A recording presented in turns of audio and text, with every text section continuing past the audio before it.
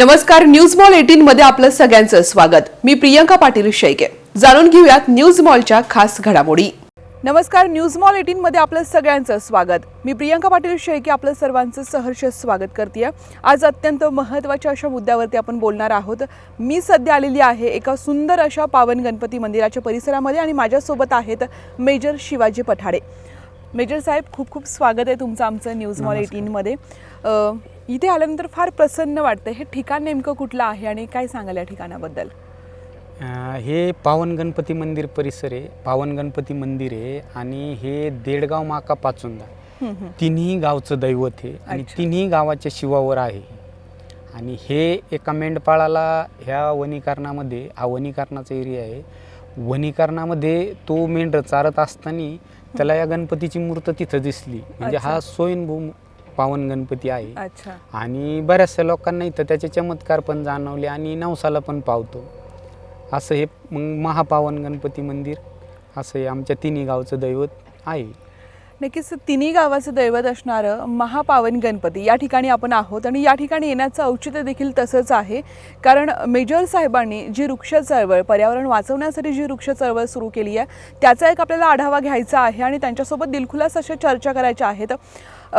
Sir, अगदी सुरुवातीला तुमचं मूळ गाव कुठलं आहे? आज आपण बालाजी देडगावला आहोत। अगदी 3 गावं, तुम्ही त्या 3 गावांबद्दल सांगतात आणि बालपण कसं गेलेलं आहे? माझं मी बालाजी देडगावचाच मूळ राहणारा, परंतु ज्यावेळेस मी शाळेत होतो त्यावेळेस इथं हे जे आता मला बरंचसे त्याला जुन्या काळ आहे हा, तर तेव्हा इथं फक्त 2-4 पत्र्याचं शेड आणि गणपतीची मूर्त होती एका वडाच्या झाडाखाली। अच्छा। तर आम्हाला शाळेत आमची वनभोजनासाठी शिक्षक लोक इथं शाळेच्या सहली वगैरे घेऊन यायची। तर तेव्हा हा जो परिसर आहे आम्ही बघायचो, तर खूप झाडं वगैरे आणि इथं जंगल म्हणायचे, जंगलातला गणपती म्हणायचे याला।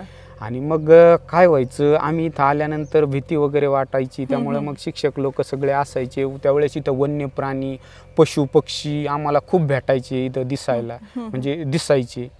तर आता हळूहळू मध्यंतरीच्या काळात काय झालं, जसं मी 2003 मध्ये आर्मीमध्ये गेलो, त्यानंतर मग हळूहळू पाठीमागं बघितलं तर या एरियात काय झालं, फक्त नावाला वनीकरण राहिलं, याची सगळी वृक्षतोड होऊन इथं झाडांचा सगळा म्हणजे काही राहिलं, सावलीला झाडसुद्धा नाही राहिलं। जे होते ते झाडं, त्या झाडांना पाला नाही राहिला, लोक झाडांच्या पाला वगैरे तोडून न्यायची शेळ्या मेंढ्यांना। कारण आमच्या तिन्ही गावात थोडंसं प्रमाण जास्त आहे मेंढपाळांचं, शेळीपालन सगळं शेतकरी समाज असल्यामुळं, आणि ते साहजिकच आहे, त्यांची पण हेच ठिकाण होतं जे शेळ्या मेंढ्या चारण्याचं याचं त्याचं। त्यामुळं मग आम्ही त्यावेळेस काहीच बोललो नाही, परंतु मला असं जाणवलं, मी 2020 मध्ये आलो इथं जेव्हा, तर सावली नाही आणि त्यानंतर झाडंही राहिले नाही आणि हा पूर्ण परिसर मोकळा झाला। तर ते जे पाठीमागलं वैभव होतं ते मी बघितलेलं, माझ्या सगळं चित्र एकदम माझ्या समोर आलं। आणि मग मला असं वाटलं 2020 मध्ये का नाही गाड्या, म्हटलं हे सगळं आपल्याला हे इथलं त्या पावन गणपती मंदिरा परिसराचं जे सगळं वैभव गेलेलं आहे ते आपल्याला परत इथं ह्या परिसराला मिळवून द्यायचं। आणि त्यावर मग मी मित्र गोळा केले। मग त्यामध्ये जसं अनिल घुले असेल, माक्याचे आता सध्या विद्यमान सरपंच आहेत जे माझे खास मित्र, त्यानंतर मग पाचुंद्याचे संभाजी होंडे असतील, इथं पावन गणपती मंदिराचे मित्रमंडळाचे अध्यक्ष संभाजी मुंगशे, अशोक मुंगशे, त्यानंतर माऊली गोळकर, आपलं भाऊदा हातोंडे, असं आम्ही मग ढमाळे महाराज, मग असं आम्ही सर्वांनी काय केलं, अगोदर सर्व मेंढपाळांच्या गाठी भेटी घेऊन इथं कुऱ्हाडबंदीचं सगळ्यांना आव्हान केलं का इथले झाडं कोणी तोडायचे नाही आता। आणि त्यानंतर मग ते सगळ्यांनी ती आमचं आव्हान स्वीकारलं, म्हणे ठीक आहे आम्ही हात पण नाही लावणार। आणि मग आम्ही तिथून पुढं मग काय केलं, इथं 2008 फेब्रुवारी 2021ला, जबकि पाऊस काळात प्रत्येक ठिकाणी झाडं लावतात, वृक्षारोपण करतात, परंतु मग मी ठरवलं, जसा एक शेतकरी 12ही महिने जसं आपल्या शेतीत म्हणजे पीक घेतो, तर तो बियाणंच पेरतो ना, बरोबर आहे। तर मग ते एक छोटंसं बियाणं जर घेऊन त्याचं पुढं एक आपण फसल त्याला म्हणतो तयार होते, तर मग त्याप्रमाणे मी म्हटलं आपण 12 महिने आपण फेब्रुवारीमध्ये पण करू ना वृक्षारोपण, काय प्रॉब्लेम आहे। आणि ते मी केलं आणि सगळे 111 वडाची झाडं, 111 अशोकाची झाडं आणि 111 फुलझाडं, हे जे आता तुमच्या पाठीमागे हे सगळे लावले। आणि सर्वांना इथं सगळ्यात मोठा इश्यू होता त्यावेळेस पाण्याची अच्छा. कुठलीही सोय नसताना आम्ही हे सर्व झाडं टँकरनी जगावले, टँकरनी पाणी घाल. ओके. शिवाजी सर, जसं तुम्ही सांगताय की या ठिकाणी तुम्ही आता वृक्ष चळवळीची मोहीम हाती घेतलेली आहे, मात्र स्वतः सैन्य दलात नोकरी करत असताना, देशसेवा करत असताना आपल्या गावासाठी आपण ज्या लहानपणी ज्या ठिकाणी जायचो त्या ठिकाणी काहीतरी करण्यासाठी ही धडपड कशी निर्माण झाली? हा उपजतच गुण कसा आलाय तुमच्यात, किंवा हे पहिल्यापासूनच ठरलेलं होतं की आपण काहीतरी समाजकार्य करायचं आहे? याचं काय झालं मॅडम, जेव्हा आम्ही आर्मीमध्ये गेलो तर आर्मीमध्ये मला तर वाटतं मीच नाही, कारण प्रत्येक हा वृक्षप्रेमी आहे. कारण आम्हाला जेव्हा तिथं गेल्यानंतर आहे ना, देशसेवा लोकसेवा अशा तिन्ही फॉर्मॅटमध्ये एक आर्मीमधला माणूस काम करू शकतो असं आम्हाला तिथं नेहमी शिकवलं जातं. की आमचं जर ट्रेनिंग प्रोग्राम असतात ना, तर ते जर बघितले ट्रेनिंग शेड्यूल आमचे, तर त्यात ह्या तिन्ही गोष्टी असतात. त्यामुळं होतं काय का आम्हाला इकडं ठराविक सुट्टी असते म्हणजे त्यामुळं वेळ भेटत नाही, आम्ही घरीच वेळ देण्यात व्यस्त असतो. परंतु माझं थोडंसं वेगळं आहे, मी घरी देऊन त्यामध्ये मी इकडं आल्यानंतर वेळेचं मॅनेजमेंट करतो. का ठीक आहे आत्ता दुपारपर्यंत लोकांच्या गाठीभेटी किंवा निसर्गासाठी जसं वृक्षारोपण, लावलेल्या वृक्षांना भेटी गाठी, त्यांचं सगळं नियोजन, जसं वाढदिवसाचे पण मी प्रत्येक ठिकाणी कार्यक्रम घेतो, तर ते सगळं नियोजन दुपारपर्यंत, आणि दुपारपासून मग आपल्या घरी पण वेळ देतो.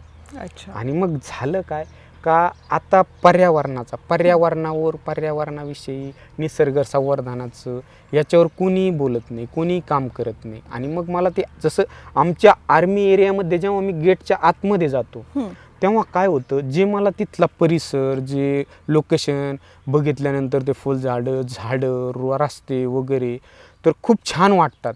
आणि जेव्हा गेटच्या बाहेर येतो तर तेव्हा झाडं नाही, सावली नाही कुठं, गाड्या खूप एवढ्या, एकावर गाडी चढायची वेळ आलेली आहे रस्त्याने, एवढे हॉर्न, एवढं प्रदूषण.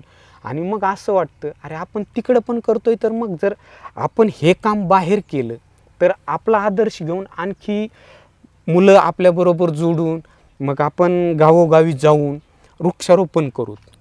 मग त्यामुळं मी ठरवलं का आपण बाहेरगावी गेल्यानंतर सुरुवातीला मला खूप त्रास झाला, बरोबर कोणी नाही आलं, पण ज्याही गावात मी गेलो जिथं झाडं लावले आणि ते जगवले, आणि दुसऱ्या वर्ष कंप्लीट झाल्यानंतर जसं वाढदिवसाचे आम्ही छोटे मोठे तिथल्या शाळातले मुलं एकत्र करून वाढदिवसाचे कार्यक्रम घेतले आणि लावले पण छोट्या मुलांच्या हस्ते. कारण मोठे मुलं, नवयुवक ते यायला तयार नव्हते, त्यांना वाटायचं की बाबा अरे लावायचे तर लावणार आणि फोटो काढणार ते तर कोणीही करतं, ते सोपं काम आहे.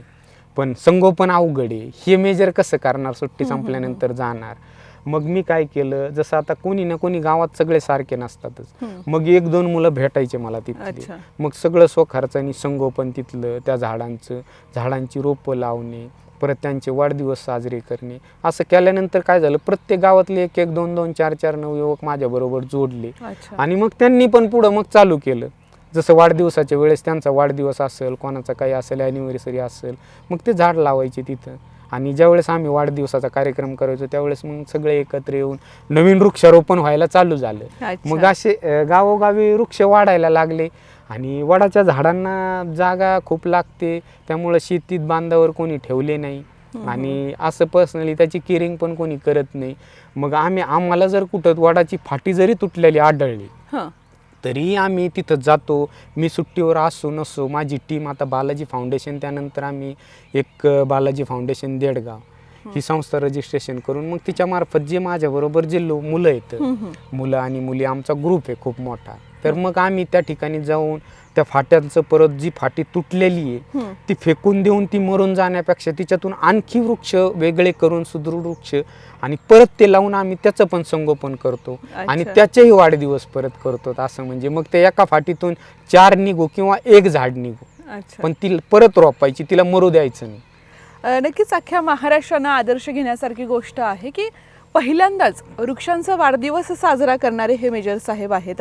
अगदी त्यांनी सांगितलं की ज्या पद्धतीने आम्हाला सैन्य दलात काम करताना शिकवलं जातं, ट्रेनिंग दिलं जातं, तिथला जो परिसर असतो अगदी तिथे हरित क्रांती असते, अशीच हरित क्रांती प्रत्येक ठिकाणी व्हावी आणि हाच मानस घेऊन त्यांनी या गावखेड्यांमध्ये चळवळ सुरू केलेली आहे. तुमचं एक वाक्य नेहमी असतं की वृक्ष फक्त लावायचं नाहीये, तर त्या वृक्षाची सावली झाली पाहिजे आणि त्या सावलीत आपण बसलं पाहिजे. हो. तर मग ही वृक्ष कशी जगवली जात आहेत किंवा तुम्ही सांगतात की हे काय आहे, तुमचा जो मोटो आहे तो कसा आहे याच्याबद्दलचा? आता आम्ही हे ब्रीद घेऊन चाललेलो आहेत की एकदा झाड लावलं की त्याची सावली तयार होईपर्यंत मागे हटायचं नाही. अच्छा. तर त्याला झाड लावल्यानंतर त्या झाडाला 3 वर्ष ते 4 वर्ष पाण्याची गरज असते आणि तेव्हा ते मोठं होतं, तेव्हा त्याची सावली मग तिथून पुढं तयार होते. आणि मग हे ब्रीद घेऊन आम्ही त्या हिशोबाने आम्हाला पाण्याची बचत कशी करता येईल तोही आम्ही संदेश देऊ इच्छितो सर्वांना. मी तुमच्या मार्फत पाण्याची बचत कशी करता येईल आणि त्यानंतर शारीरिक कष्ट कमी कसे होतील याच्यावर आम्ही एक तोडगा काढला. आम्ही काय करतो, झाड लावताना आहे ना, झाड लावताना जे खड्डं घेतो ना, तर त्या खड्ड्यात झाडाशेजारीच माठ पण ठेवायचा. 10 ते 15 लिटरचा पाण्याचा माठ असतो आपला कुंभाराकडून बनवलेला ना, तो माठ पण ठेवायचा आणि तो माठ भरायचा पाण्याने.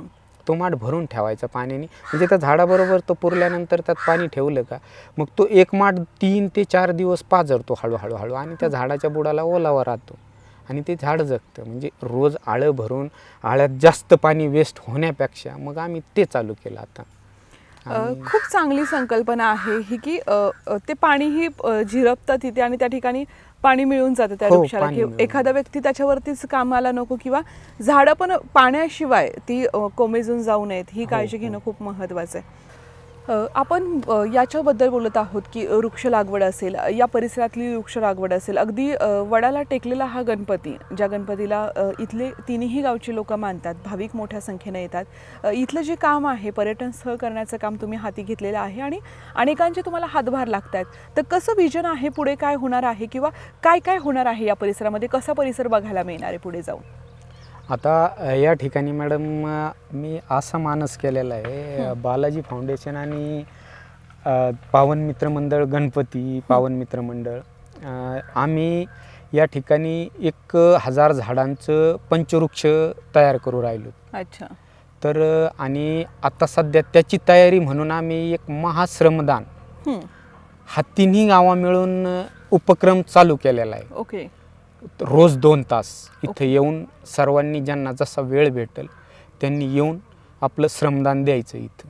आणि मग ते जागतिक पंचवृक्ष तयार करताना आम्हाला जसं आता ज्यांनी डोंगराची डोंगर हिरवे केले आणि आपल्या आयुष्याची म्हणजे आपल्या समाजकार्याची पर्यावरण चळवळीची सुरुवातच पद्मश्री पोपटराव पवारांनी झाडापासून केलेली. अच्छा. मग त्यांच्या आदर्शातून त्यांच्या मार्गदर्शनातून त्यांनी वेळोवेळी मार्गदर्शन करून मला का मी इथून पुढं हे पर्यटन स्थळ कसं करावं, कोणती झाडं कुठे लावायची, पाण्याचा तलाव पूर्ण स्ट्रक्चर त्यांनी मला दिलं. आणि त्यानंतर सयाजी शिंदे सरांनी, सयाजी शिंदे सर, धनंजय शेटबाळे, अरविंद जगताप यांनी मार्गदर्शन केलं. त्यांनी मला म्हणजे कमी पाण्यात तू कोणती झाडं लावू शकतो, कसे लावू शकतो, हे सयाजी शिंदेंनी मला पुण्यात साताऱ्यात प्रत्यक्ष भेट देऊन बोलून घेऊन वेळोवेळी मार्गदर्शन केलं.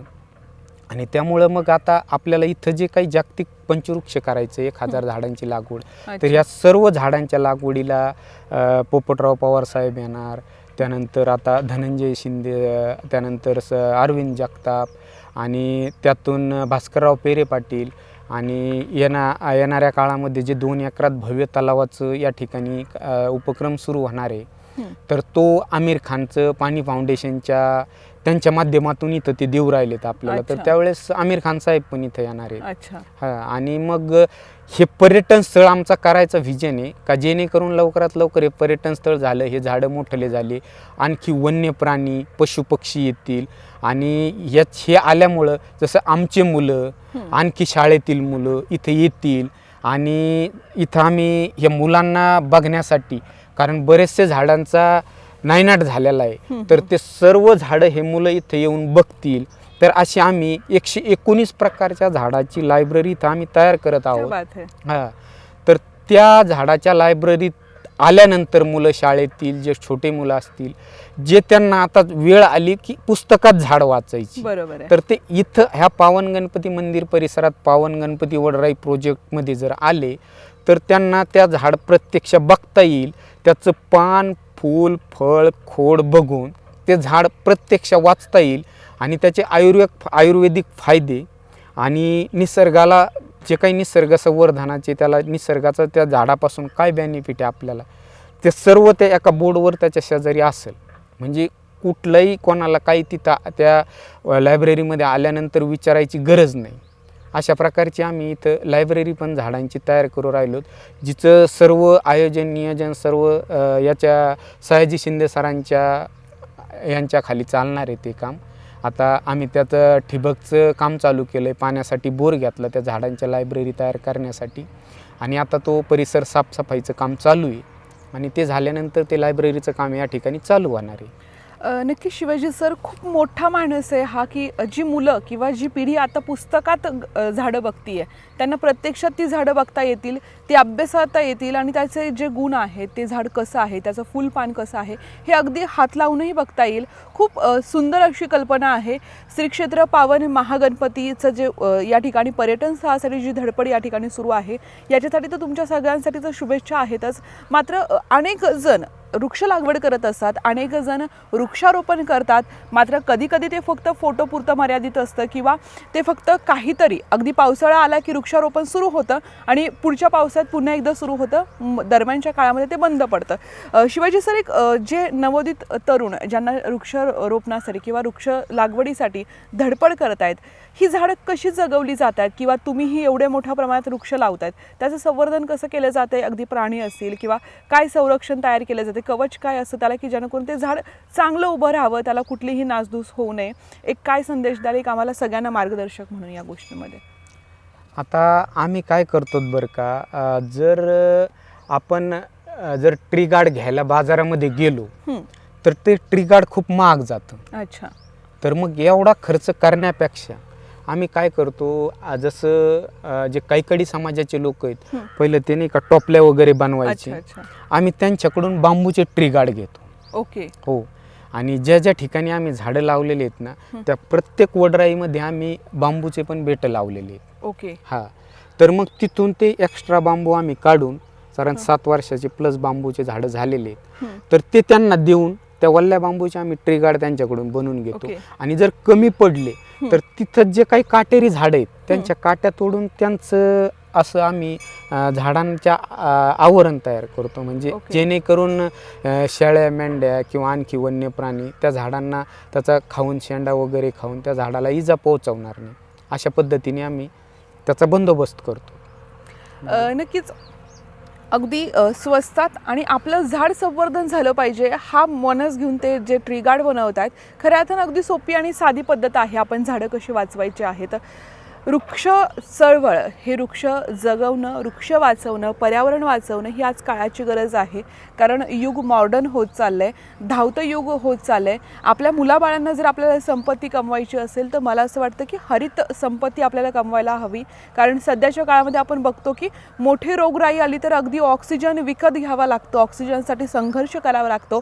मात्र मोफत ऑक्सिजन देणारे वृक्ष यांची आपण संवर्धनाने लागवड केली पाहिजे. आणि जी मंडळी ही लागवड करतायत, संवर्धन करतायत, पुढे येत आहेत, त्यांचे हात मजबूत आणि बळकट करण्यासाठी देखील पुढे सरसावलं पाहिजे.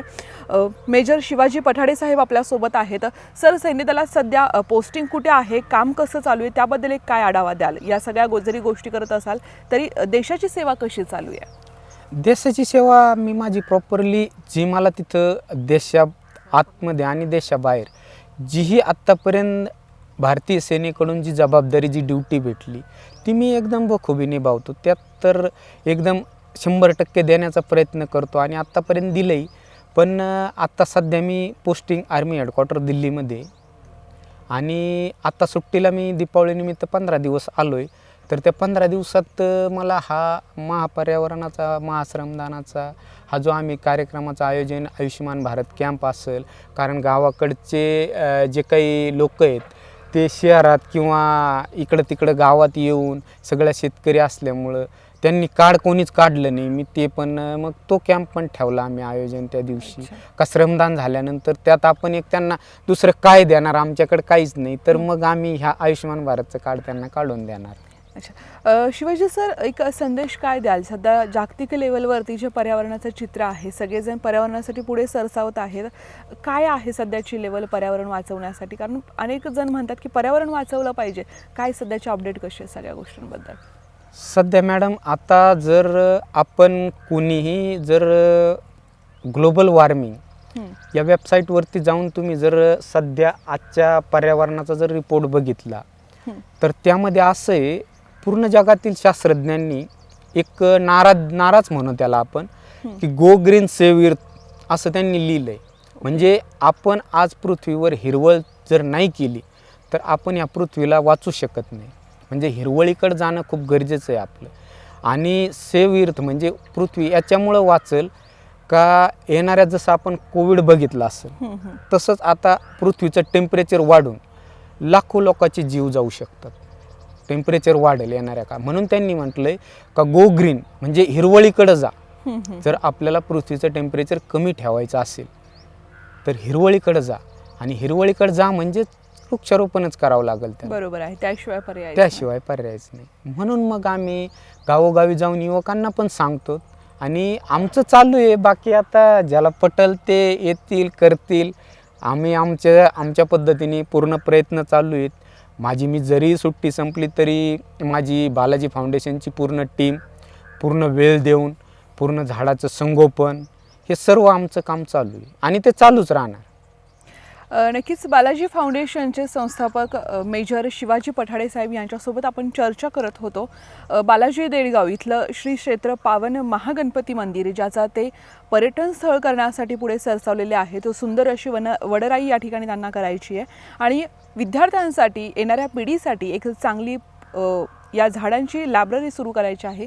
त्यांना भरभरून शुभेच्छा आहेत. मात्र एका सैनिकाच्या या वाटचालीसाठी, या सैनिकाच्या धडपडीसाठी वृक्ष लावलं पाहिजे, वृक्ष लागले पाहिजेत, हरित क्रांती झाली पाहिजे. याच्यासाठी देखील तुम्ही देखील सहभागी होऊ शकता आणि तुम्ही देखील बालाजी फाउंडेशनशी जोडले जाऊ शकता.